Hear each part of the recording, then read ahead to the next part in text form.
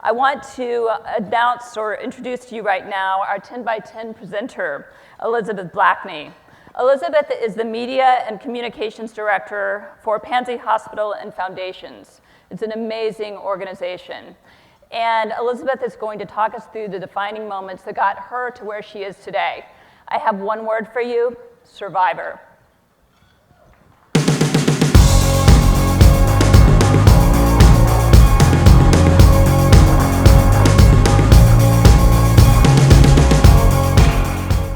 Good afternoon, everybody. I'm going to wait for my slides to come up. First, I just want to say it is so great to see so many people in this beautiful ballroom today.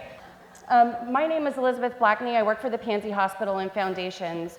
I have been coming to blog her on and off for years, and I would like everybody to know how special I find this community.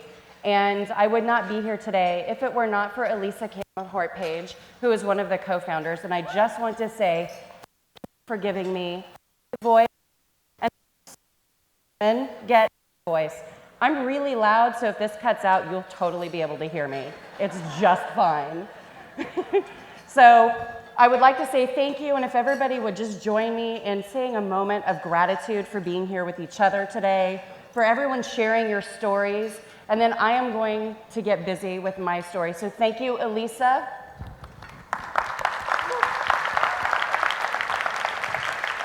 So what you need to know about me is that I am a survivor. And one of the things that we learn as survivors is that people really want to love on you. And it's great. But first, you're a survivor. And before you're a survivor, that arc of your victory over whatever it is that ails you, whatever demons you have fought, you don't always feel like a survivor. So as a young girl, my father and mother and grandmother, I read a lot. And one of the things that I learned is that reading ancient and archaic literature is super important to me. You'll note here that I have something that means a lot to me: be strong and endure, for the anguish that you feel will serve you someday. I am a survivor. When I was 17, I was held against my 6 days, and I was led there by a lovely young woman. She was just an acquaintance. I didn't really know her. I don't know her name. And I spent 6 days in a brutal gang rape by 6 young men. It was not great. It is everything that you thought it would be. And so for me, it's very important to understand how I came to be a survivor. And so that arc for me began, I guess, the day after I went home. Maybe I didn't feel like a survivor. The minute it happened, as advocates, it's important that we respect people's story. We say, oh, they are a survivor. But after 6 days, what I learned is that I didn't know anything about evil. I was 17, I was naive, I was innocent, and then I wasn't. I was none of those things anymore.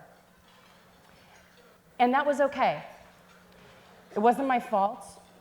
It didn't have anything to do with me. It was just evil manifested, and I was in that place, and it was my journey that began. So one of the things that was really important about this journey is to realize that even in that space, love existed. I love butterflies. I love fireflies. I am a white girl from Georgia with parents who love me and never shamed me. I have amazing friends. And because I am a white girl from Georgia, I had every opportunity to heal. Every opportunity to heal, to get psychosocial care, to have medical benefits, to make sure that I was able to survive. But I had to do it for myself as well. So in surviving, I learned that I felt pretty victim-y for quite some time. But I also found a way to accept love. And as a survivor, I realized that with my mother and father and these amazing women in my family, men, women, but mostly the women in my family. They are amazing. They're resourceful. They're resilient. So whatever it is that your family has survived, extreme poverty, cancer, I don't know, say worried every day that your son may not come home because of an unjust police system. If you are walking across the desert in the Rio Grande with your family, you feel like a survivor after you get a meal and you get to safety. So as a girl from Georgia, I will tell you it's important to me to understand how much love we have in our lives. Love's boundless capacity for building resilience and hope cannot and should not ever be underestimated. I work for a man who did for 40,000 vulnerable women and girls, 19,000 of which are survivors of sexual violence in the Eastern Democratic Republic of the Congo. He did for each of those girls what my father did for one girl. For one girl. It made all the difference. I have a beautiful daughter. I found love. I found a great career. I have great friends. I have opportunities that I never would have had otherwise. And so it's important to remember how great love can be. But let's talk about rape in a real way, shall we, Mr. Cosby? Shall we, Mr. Cosby? My boss is a strong black man from Africa, and he is amazing. He understands that rape is not only an attack on women or girls or boys and men, because that happens too. It is also an assault on our common humanity. Our humanity, our equality derives from recognizing the spark of the divine, if you will, or whatever you believe, your spark of life, whatever. We all have this. So it's very important to remember there are great men and great women who lead every day. And so recognizing that humanity is something that's very important to me. I am here today because I have had amazing mentors. Mentors that were women, mentors that were men. I stand here before you saying, I couldn't be here if it wasn't for both. I could not be here if it wasn't for both. But I want to talk quickly about advocacy. We are here today with so many other people of disparate political ideologies, religious or non-religious beliefs, and that's very, very important to acknowledge that we can all sit here and have lunch and go to these sessions and learn the same lessons together. We also have to remember that when we are advocating, so many of you do great and phenomenal advocacy for women around the world and women in your own communities.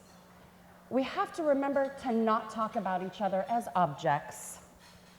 We have to remember that we are expressions of love and that we have lives and souls and important things that need to happen in our lives.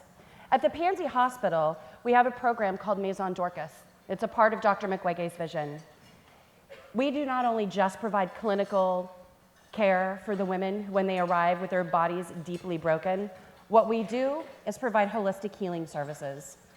So we do psychosocial care, vocational training, psychotherapy, music therapy, all manner of things to restore the whole soul.